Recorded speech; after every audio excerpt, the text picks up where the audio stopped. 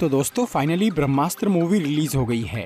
Director Ayan Mukherjee की 10 साल की मेहनत अब हमारे सामने आ चुकी है। इंडियन माइथोलॉजी और साइंस फिक्शन को मिलाकर बनाई गई ये फिल्म बहुत ही इंटरेस्टिंग है। अगर कुछ बातों को इग्नोर कर दिया जाए तो ये मूवी बिल्कुल फ्रेश और काफी बढ़िया है, लेकिन कई लोगों को ये फिल्म पूरी तरह समझ में नहीं आई। अगर आप भी इस मूवी को अच्छी तरह समझना चाहते हैं तो ये वीडियो देखते रहिए। आज मैं ब्रह्मास्त्र पार्ट 1 शिवा को डिटेल में एक्सप्लेन करूंगा, तो आइए देखते हैं।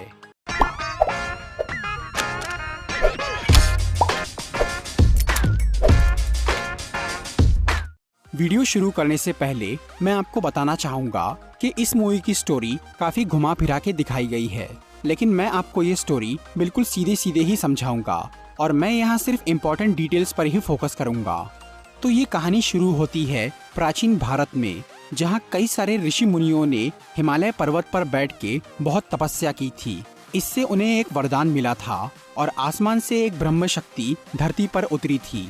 उस शक्ति से कई सारे अस्त्र यानी हथियारों का जन्म हुआ, जो कि प्रकृति के अलग अलग तत्वों से बने थे, जैसे कि पृथ्वी, जल, वायु, अग्नि और आकाश। इसके अलावा कई ऐसे भी अस्त्र थे जिनमें जानवरों की शक्तियाँ थी। ये अस्त्र अलग अलग चीजों के रूप में प्रकट हुए थे। कुछ अस्त्र पत्थर के रूप में थे तो कुछ पहनने वाले आभूषण के रूप में, कुछ तलवार, धनुष, ढाल और त्रिशूल के रूप में। इन अस्त्रों से उन ऋषि मुनियों को अपार ताकत मिली, लेकिन इन सारे अस्त्रों के बनने के बाद भी वो ब्रह्म शक्ति शांत नहीं हुई थी। उसमें अभी एक आखिरी अस्त्र जन्म ले रहा था, जो कि सारे अस्त्रों का देवता था, सबसे शक्तिशाली ब्रह्मास्त्र। उसके प्रकट होते ही पूरा ब्रह्मांड हिल गया और उसकी शक्ति से ये दुनिया तबाह होने लगी। इसलिए सभी ऋषि मुनियों ने अपने अस्त्रों और अपनी तपस्या से उस ब्रह्मास्त्र को शांत किया और फिर उन्होंने उस ब्रह्मास्त्र को अपने पास रखकर उसकी पूजा करना शुरू कर दिया। तब से उन ऋषि मुनियों के ग्रुप को ब्रह्मांश के नाम से जाना जाने लगा। ऐसे गुप्त लोग जो कि सदियों से ब्रह्मास्त्र की रक्षा कर रहे हैं और पीढ़ी दर पीढ़ी अपने अस्त्रों को आगे बढ़ाकर छुप के इंसानों की मदद कर रहे हैं। लेकिन फिर 1990 के दशक में एक ऐसी घटना हुई जिसने सबको हिला के रख दिया। उस टाइम पर ब्रह्मांश में एक स्टूडेंट था जिसका नाम था देव। देव इकलौता ऐसा इंसान था जिसने एक साथ कई सारे अस्त्रों को चलाना सीखा था, पर उसने महारत हासिल की थी अग्नि अस्त्र में, जिसकी वजह से लोग उसे अग्नि देव भी कहते थे। देव उन अस्त्रों का इस्तेमाल करते करते ताकत का इतना भूखा हो गया था कि अब वो ब्रह्मास्त्र को हासिल करके पूरे ब्रह्मांड पर राज करना चाहता था, जिसकी वजह से बाकी सब ने उसका विरोध किया। पर देव ने कई लोगों को मार के आखिर में ब्रह्मास्त्र ले ही लिया। हालांकि ब्रह्मास्त्र को जगाना या शांत करना इतना आसान काम नहीं था, इसके लिए बहुत लोगों की जरूरत पड़ती थी। पर क्योंकि देव ने कई सारे अस्त्रों को चलाना सीखा था, इसीलिए वो बहुत शक्तिशाली बन चुका था और अपनी इसी शक्ति से उसने अकेले हाथों ब्रह्मास्त्र को जगा दिया, जिससे एक बार फिर धरती पर प्रलय आने लग गया। और तब देव को रोकने के लिए अमृता नाम की एक लड़की आगे आई, जो कि ब्रह्मांश की एक स्टूडेंट थी और उसके पास जलास्त्र की ताकत थी। पर सबसे खास बात ये कि वो देव की पत्नी थी। देव और अमृता पहले एक दूसरे से बहुत प्यार करते थे, लेकिन फिर देव ब्रह्मास्त्र के लिए पागल हो गया। पर अमृता अपने कर्तव्य से पीछे नहीं हटी, उसने देव का विरोध किया। हालांकि जब तक उनकी लड़ाई शुरू हुई तब तक अमृता माँ बनने वाली थी, पर इसके बावजूद भी उसने देव का मुकाबला किया। उन दोनों की लड़ाई एक समुद्री द्वीप पर हुई थी, जहां अमृता ने देव को रोकने के लिए ब्रह्मास्त्र को 3 हिस्सों में तोड़ दिया, जिससे ब्रह्मास्त्र शांत हो गया और देव की शक्ति काफी घट गई। इसके बाद अमृता ने अपने जलास्त्र से देव की अग्नि को बुझा दिया और उसने देव को उसी समुद्री द्वीप पर एक मूर्ति बनाकर कैद कर दिया। लड़ाई के बाद वो द्वीप जमीन में दफन हो गया और उसके साथ में देव की मूर्ति भी। फिर बाद में अमृता ने ब्रह्मास्त्र के 2 हिस्सों को एक नाव के जरिए ब्रह्मांश के लोगों तक भिजवा दिया और तीसरा हिस्सा लेकर वो मुंबई चली गई, क्योंकि अमृता माँ बनने वाली थी और वो अपने बच्चे को ब्रह्मांश के लोगों से दूर रखना चाहती थी ताकि उस पर कोई मुसीबत ना आए। और उसने ब्रह्मास्त्र का एक टुकड़ा अपने पास इसीलिए रखा था ताकि वो कभी पूरा ना हो पाए और कोई भी उसका गलत इस्तेमाल ना कर पाए। अमृता ने ब्रह्मास्त्र के उस टुकड़े को मायास्त्र के अंदर छुपा दिया था। मायास्त्र एक ऐसा मैजिकल बॉक्स था जो कि किसी भी चीज का रूप ले सकता था और वो सिर्फ अपने मालिक का खून लगने पर ही असली रूप में आता था। अमृता ने अपने मायास्त्र को एक शंख का रूप दे दिया था ताकि कोई भी उसे पहचान न सके।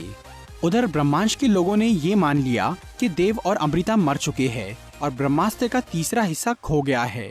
फिर उन्होंने ब्रह्मास्त्र को सुरक्षित रखने के लिए उसके बचे हुए हिस्सों को अपने 2 मेंबर्स के साथ 2 अलग अलग शहरों में भेज दिया। दूसरी तरफ अमृता के बेटे ने जन्म लिया, जिसे लेकर वो मुंबई के ही एक अनाथ आश्रम में रहने चली गई।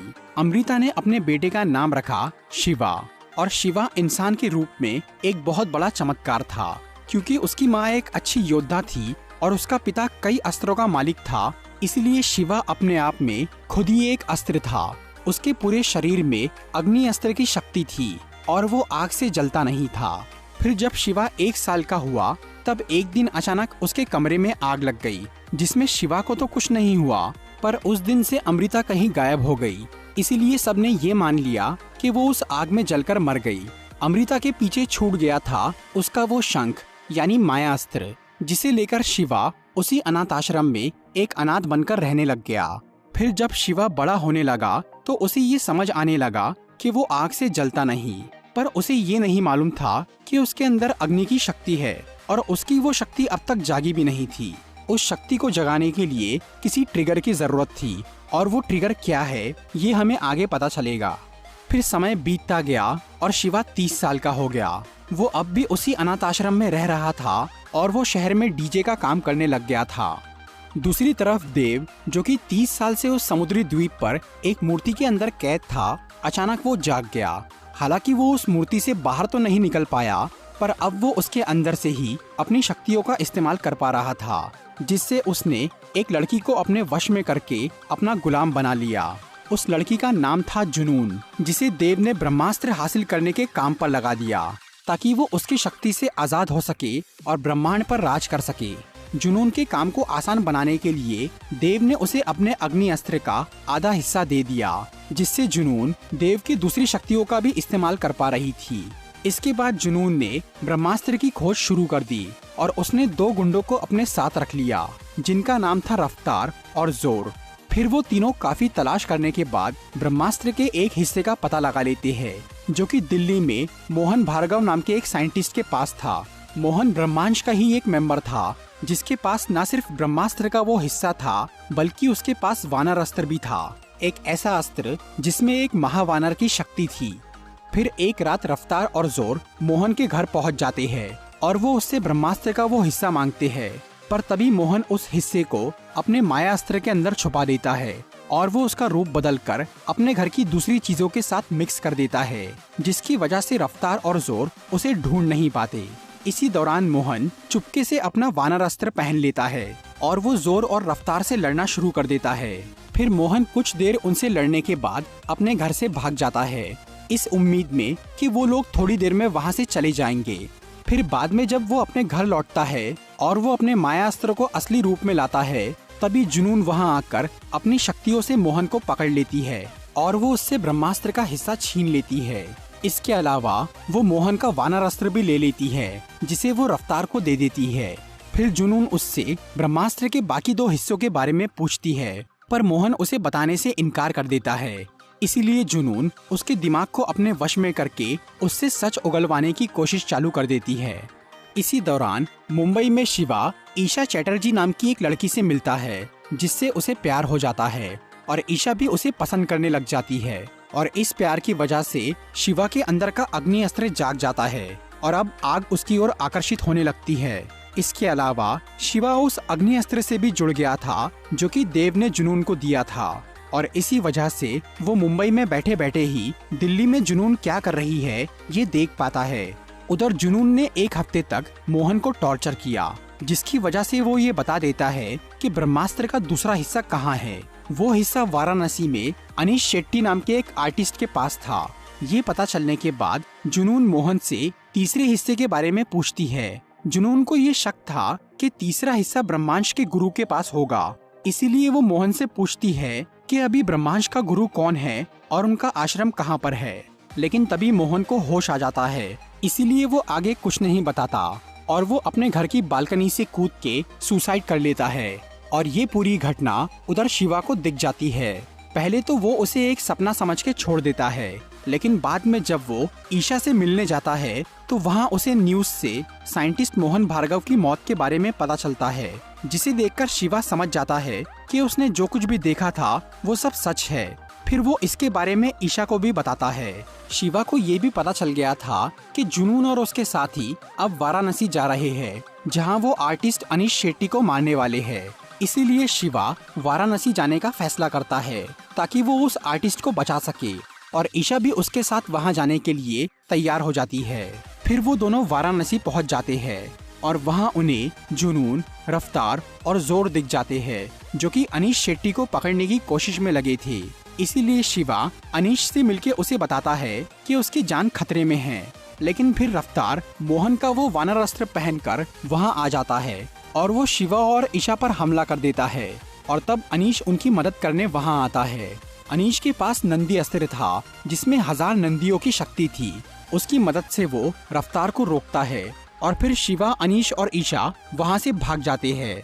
रास्ते में शिवा उसे ये बताता है कि जुनून और उसके साथी ब्रह्मास्त्र हासिल करना चाहते हैं। इसीलिए अनीश ब्रह्मांश के आश्रम जाने का फैसला करता है ताकि वो बाकी लोगों को सावधान कर सके, और फिर वो तीनों कार से ही हिमाचल प्रदेश जाने के लिए निकल जाते हैं। उधर जुनून और जोर एक ट्रक से उनका पीछा करते हुए आधे रास्ते तक पहुंच जाते हैं, और जब अनीश को इस बारे में पता चलता है तो वो अपने पास का वो ब्रह्मास्त्र का हिस्सा शिवा और ईशा को दे देता है, और वो उन्हें वो हिस्सा आश्रम के गुरु तक पहुंचाने के लिए बोलता है। और अनीश खुद वहां रुक के जुनून और जोर का सामना करता है। वो उनके ट्रक को अपने नंदी अस्त्र की मदद से रोक देता है, लेकिन फिर जोर अनीश को बहुत सारी गोली मार देता है। इसके बावजूद भी अनीश उनके ट्रक को एक खाई में धकेल देता है और वो खुद भी उस खाई में गिर जाता है। लेकिन उधर जुनून ने नीचे गिरने से पहले ही खुद के और जोर के ऊपर एक कवच बना लिया था, इसीलिए वो दोनों बच जाते हैं। पर अनीश गोली लगने और खाई में गिरने की वजह से मर जाता है, जिसके बाद जोर उसका नंदी अस्त्र निकाल के अपने पास रख लेता है।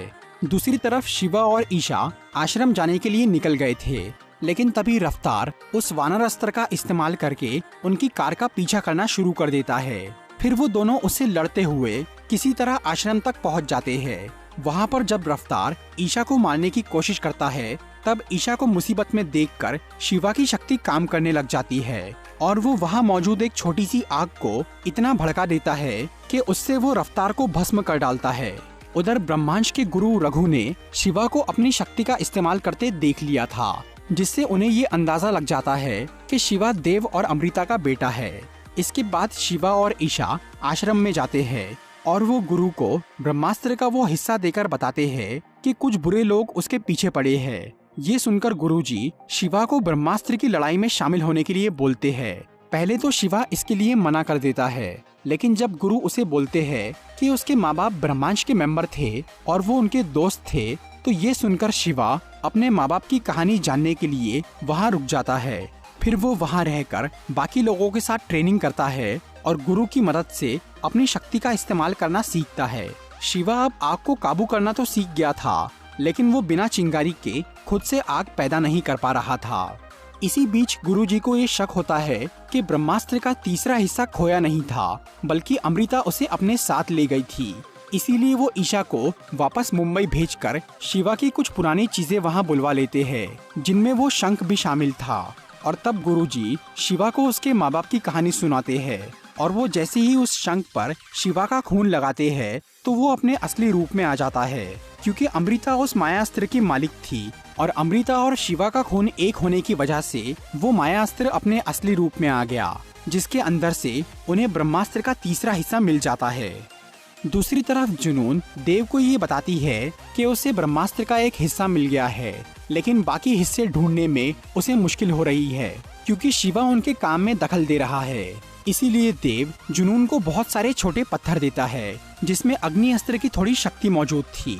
फिर जुनून जोर के साथ हिमाचल प्रदेश पहुंच जाती है, और वहां वो उन पत्थर की मदद से कई लोगों को अपने वश में करके उन्हें अपनी सेना बना लेती है, और फिर वो सब लोग मिलकर ब्रह्मांश के आश्रम को ढूंढना शुरू कर देते हैं। इसके बाद शिवा और उसके साथियों से जुनून का एक सैनिक टकरा जाता है, जिसके पास से उन्हें वो पत्थर का लॉकेट मिल जाता है, फिर जब शिवा उस लॉकेट को पहनता है तब उसे देव की मूर्ति नजर आती है और शिवा ये समझ जाता है कि जुनून असल में देव के लिए काम कर रही है, जो कि आज भी ब्रह्मास्त्र हासिल करना चाहता है। इधर शिवा वो लॉकेट पहनते ही जुनून से भी जुड़ गया था और तब जुनून उसके दिमाग में घुस के आश्रम का पता लगा लेती है। ये सब देखकर गुरुजी काफी डर जाते हैं और वो आश्रम को खाली करना शुरू करते हैं। लेकिन तभी जुनून अपनी फौज के साथ वहाँ आ जाती है और वो गुरु से ब्रह्मास्त्र का दूसरा हिस्सा छीन लेती है। इसके बाद वो आश्रम के सभी लोगों को बंदी बनाकर तीसरे हिस्से के लिए उन्हें टॉर्चर करती है। फिर शिवा वो तीसरा हिस्सा देने के बहाने जुनून के सामने जाता है और वो अपने सभी साथियों को आजाद करके जंग शुरू कर देता है। फिर ईशा और बाकी लोग ब्रह्मास्त्र को जुनून से दूर करने में लग जाते हैं। उधर शिवा जुनून की फौज पर अपनी आग से हमला करता है, पर क्योंकि उन्होंने देव का वो पत्थर पहना था इसीलिए वो जल नहीं रहे थे। और तब शिवा और उसके दोस्त उन सैनिकों के गले से वो लॉकेट निकालना शुरू करते हैं, जिससे वो सब लोग जुनून के काबू से बाहर हो जाते हैं और उनकी सेना कमजोर पड़ने लगती है।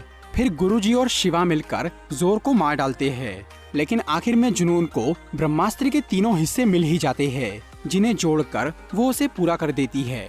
और ब्रह्मास्त्र के पूरा होते ही उसकी शक्ति के प्रकोप से सबसे पहले जुनून मारी जाती है। इसके बाद उस शक्ति से पूरी धरती तबाह होने लगती है। और इस बुरे वक्त में जब शिवा और ईशा एक दूसरे का हाथ थामते हैं तो उनकी प्यार की ताकत से शिवा के अंदर का अग्नि अस्त्र पूरी तरह जल उठता है और तब उसके अंदर से एक आग पैदा होती है, जो कि इतनी शक्तिशाली थी कि उससे ब्रह्मास्त्र शांत हो जाता है और दुनिया तबाह होने से बच जाती है। फिर वो लोग उस शांत ब्रह्मास्त्र को अपने पास रख लेते हैं और शिवा और ईशा वहीं आश्रम में रुक जाते हैं। अब शिवा अपनी शक्ति को अच्छी तरह इस्तेमाल करना सीख गया था और वो बिना चिंगारी के ही आग जला पा रहा था। ये जंग अब खत्म हो गई थी, लेकिन आखिर में हमें पता चलता है कि कहानी अभी बाकी है, क्योंकि जब जुनून ने ब्रह्मास्त्र को जोड़ा था तब उसकी शक्ति से देव उस मूर्ति से आजाद हो गया था और अब वो ब्रह्मास्त्र लेने के लिए खुद सबके सामने आएगा। और वो कहानी मूवी के दूसरे पार्ट में दिखाई जाएंगी, जिसका नाम है देव। तो दोस्तों, ये थी ब्रह्मास्त्र मूवी की एक्सप्लेनेशन वीडियो। अगर आपको ये वीडियो अच्छी लगी हो तो इसे लाइक और शेयर जरूर करिए और ऐसी इंटरेस्टिंग वीडियोस देखने के लिए सब्सक्राइब कीजिए हमारा चैनल और इस बेल को दबाइए ताकि आपको हमारी वीडियोस सही टाइम पर मिल सके। Walking alone, the streets are empty. The only thing I can see is my own silhouette. I'm getting stronger, step by step. The clock is ticking, but there's no time for me.